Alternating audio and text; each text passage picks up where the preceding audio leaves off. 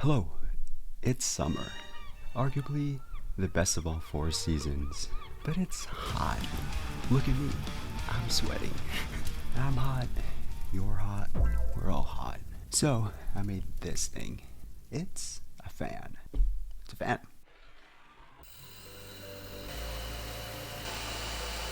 And here's how I made it. Okay, so fans, right? There are different types of fans. We got standing fans, fancy Dyson fans, computer fans, and the list goes on. But for this video, we're gonna focus on portable desk fans. Fans that you can bring anywhere. Because that's what portable means. Who made this script, bro? Alright, moving on. There are two main components of a fan, the motor and the blade. Since the motor is dependent on the blade, let's start with the blade. I learned 3D modeling this year, and modeling a fan blade isn't as simple as drawing shapes. But how hard can it be, right? So we just gotta do this, do that, and voila! We got a poorly drawn sun. But we got something, just not something of use. Alright, let's go to YouTube for some help. Okay, that's not bad. That's good enough. I got a stepper motor configured from my previous project. I put it on max RPMs. Let's give this a try. There's some air. It's not fast. Oops. That's not enough.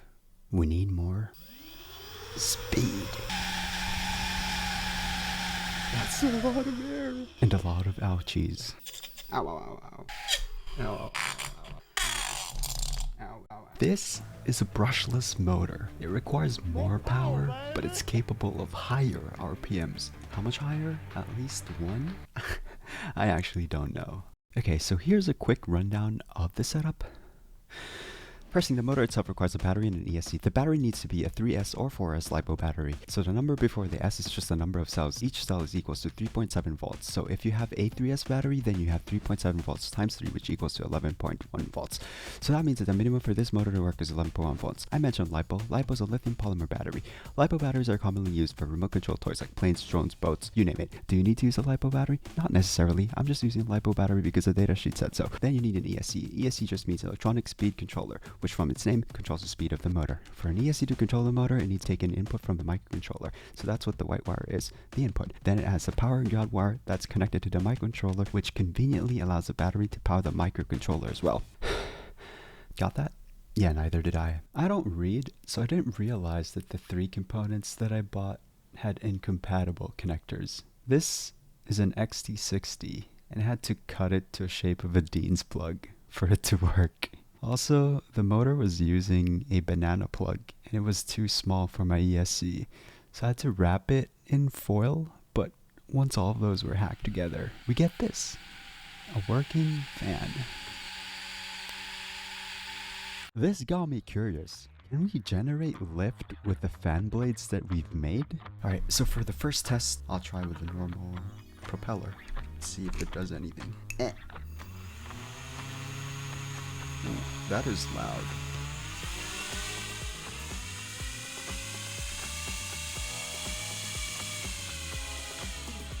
That's max, and it didn't work. Luckily, we got more fan blades. This is a CPU looking fan. Let's see if this one works. Oh, we have achieved lift. Did I just become a third Wright brother? That doesn't even make sense. Ow.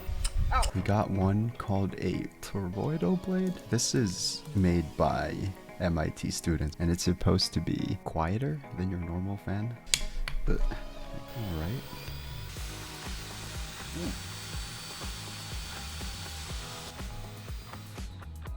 That's cool. Alright, now that we got something working, let's see what happens when we enclose it.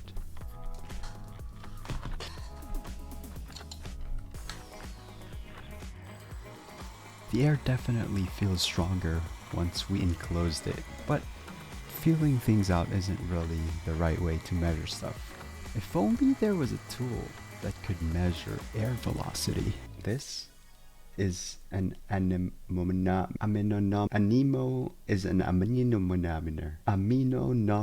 Anemometer. Hooray! This is used to measure the velocity of the air, the airspeed, temperature of the air. But this is going to tell us how well the fan is doing. Alright, so I made it portable. Let's see what it can do. Yeah, I'm not sure how valid these tests are, but we got 6.6 as the max. Alright, so this is 20% power. Time to upgrade it to, let's do 50%.